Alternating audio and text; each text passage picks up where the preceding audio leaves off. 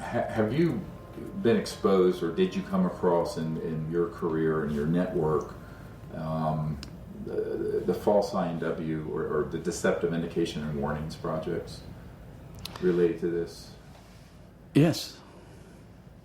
And what did you find out about those? That's pretty hush. I don't think I should talk about that. Yeah. I mean, that's what when I briefed the head of the Defense Intelligence Agency, that was the main subject. That is, that's very sensitive. Yeah, it's very sensitive. Yeah. I occasionally think how quickly our differences worldwide would vanish if we were facing an alien threat from outside this world.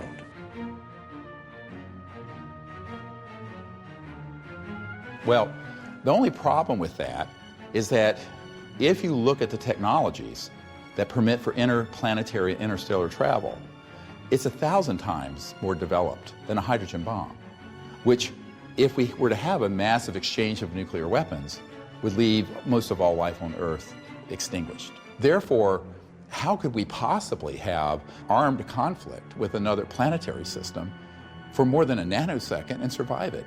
They know that we couldn't. But it's a way of manipulating the public through demagoguery of fear, jingoism, false nationalism, and creating a boogeyman out in space. Were you surprised when your daughter enlisted? Not at all. She's a born leader. I know I've been taking orders from her since she was 5 years old. So you don't worry about her? Of course I worry about her. I fought in the war in '96. I know what those things are capable of. But I know what my daughter is capable of. And I know this planet is safer because she's defending it.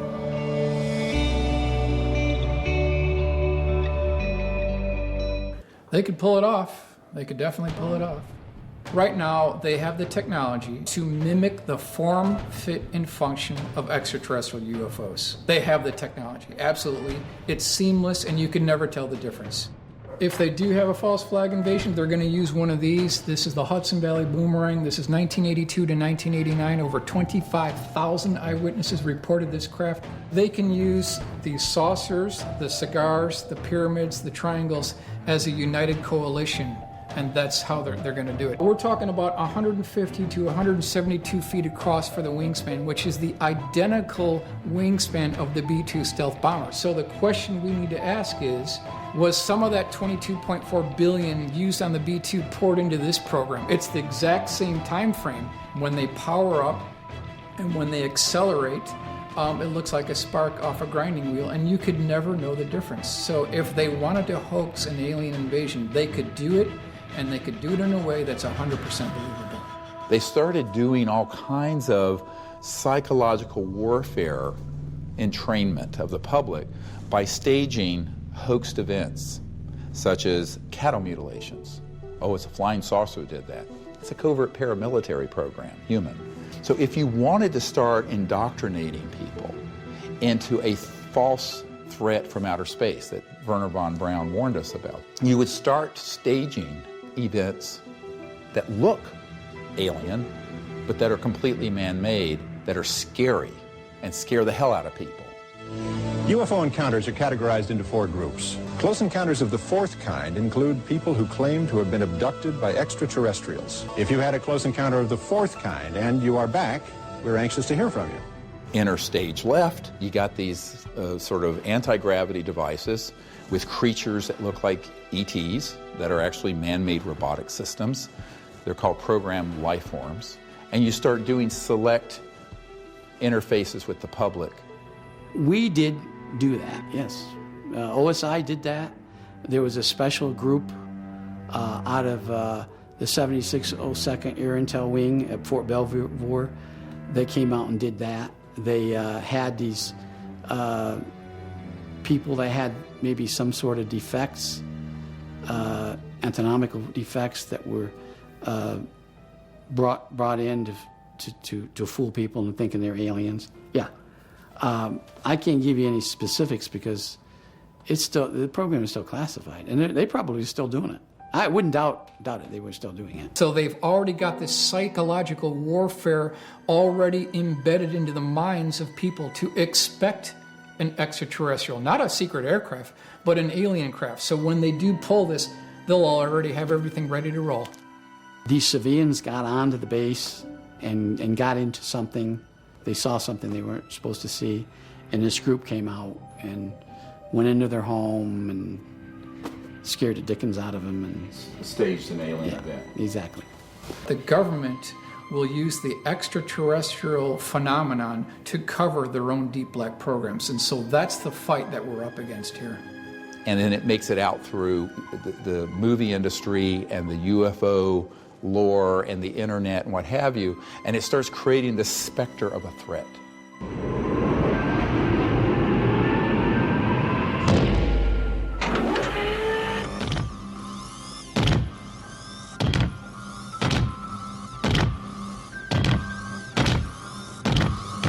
Get away from her, you bitch! Pardon me, are you from Mars? It's a moo-moo.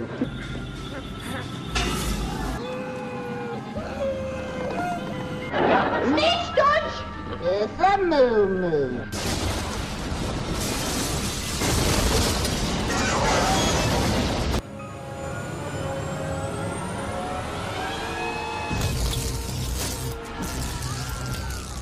The fact that you and I are still breathing the free air of Earth is abundant testimony to their restraint and non-hostility.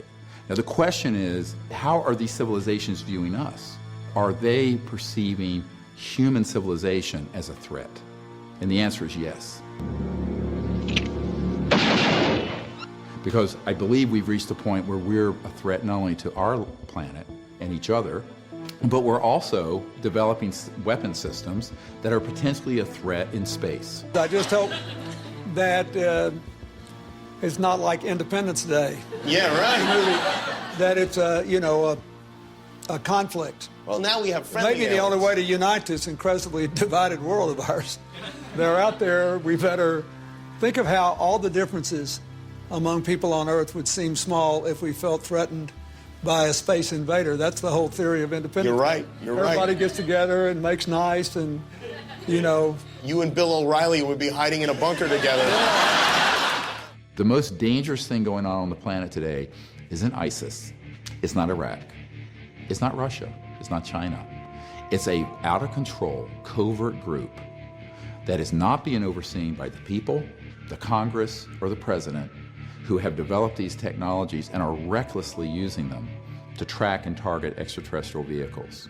The result of this is that we're in a crisis that is unacknowledged, ironically, because these projects are unacknowledged. What do? Do you talk to your congressman? Do you write your senator? Do you march on the White House lawn? What good is that going to do if the people who run this government don't have access to the programs? They're not cleared for it. So that's just not the direction to go. We better not get this one wrong, because this could be a threat to all life on Earth if we are reckless with this issue.